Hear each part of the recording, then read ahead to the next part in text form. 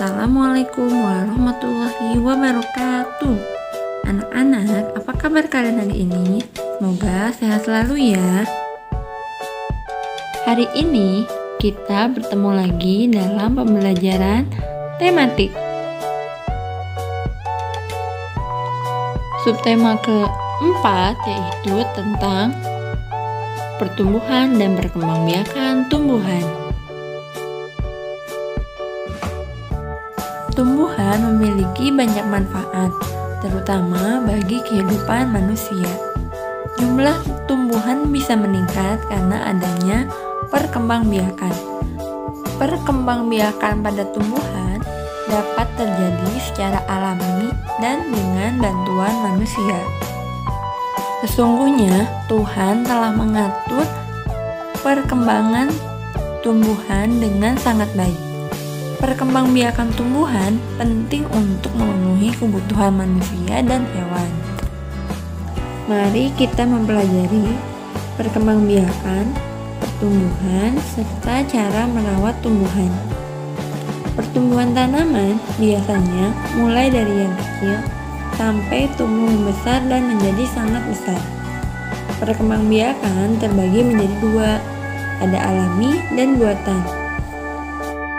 Perkembangbiakan alami terbagi lagi menjadi dua, ada yang melalui biji atau tunas, lalu umbi atau spora.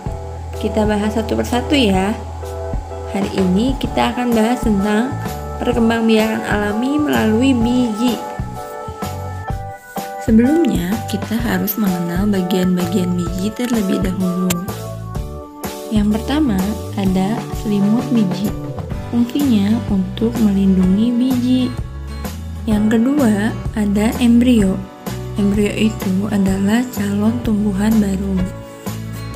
Selanjutnya, yang ketiga ada kotiledon, yaitu sumber makanan untuk calon tumbuhan baru.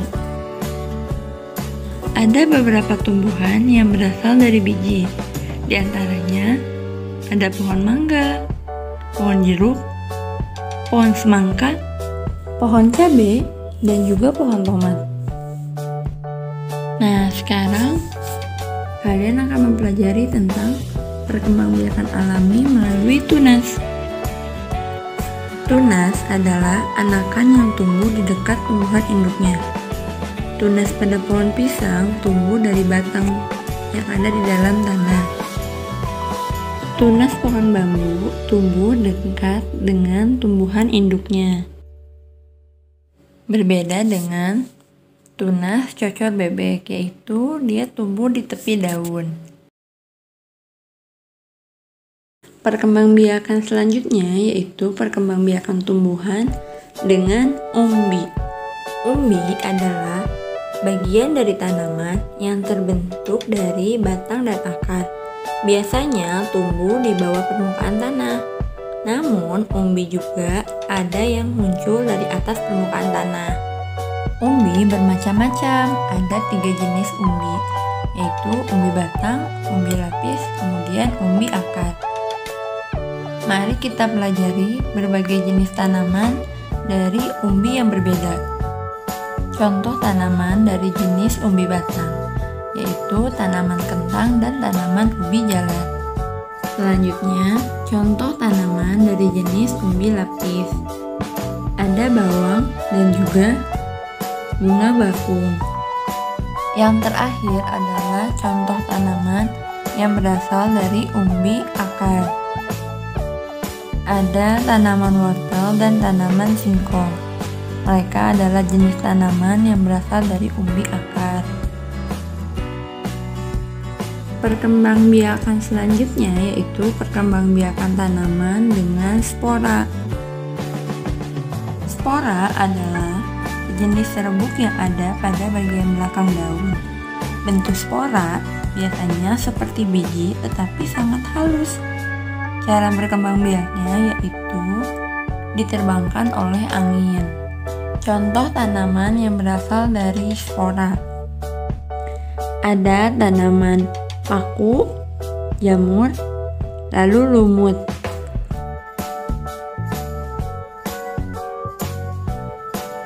perkembangbiakan alami ada 4 yang tadi sudah dijelaskan ya. Yang pertama ada melalui biji, terus yang kedua melalui tunas, yang ketiga melalui umbi, dan yang terakhir adalah melalui spora. Sekarang kita akan mempelajari perkembangbiakan tanaman secara buatan.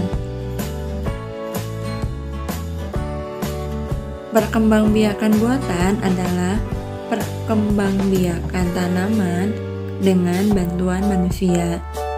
Perkembangbiakan buatan diantaranya ada mencangkok, stek, dan menempel.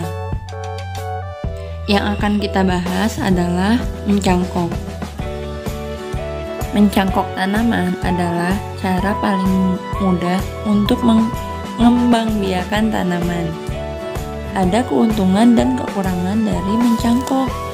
Keuntungan mencangkok adalah tanaman tumbuh lebih cepat dari biasanya, dan mutu tanamannya biasanya lebih baik. Sedangkan kekurangannya adalah lebih mudah roboh. Sekarang kita akan mempelajari langkah-langkah mencangkok tanaman. Yang pertama adalah memilih cabang atau dahan pohon dengan ukuran sedang, lalu kupas dahan hingga bersih dari kulit dan lendir, kira-kira sepanjang 5-9 cm. Cara yang kedua yaitu tutup luka pada dahan dengan tanah yang subur yang sudah dicampur dengan pupuk kandang. Kemudian bungkus tanah dengan sabut kelapa atau plastik, lalu diikat dengan tali. Dan yang terakhir, siram cangkokan setiap pagi dan sore. Biasanya akar akan tumbuh dalam waktu sekitar 1-2 bulan. Cukup sekian materi tematik hari ini, yaitu tentang perkembangbiakan tumbuhan. Ada 2, yaitu dengan secara alami dan secara buatan. Untuk tugasnya, kalian boleh dibuka bukunya halaman 169, yaitu mencari informasi tahapan perkembangbiakan bawang merah. Lalu ceritakan melalui video ya. Terima kasih telah menonton video pembelajaran hari ini. Mohon maaf apabila ada salah-salah kata.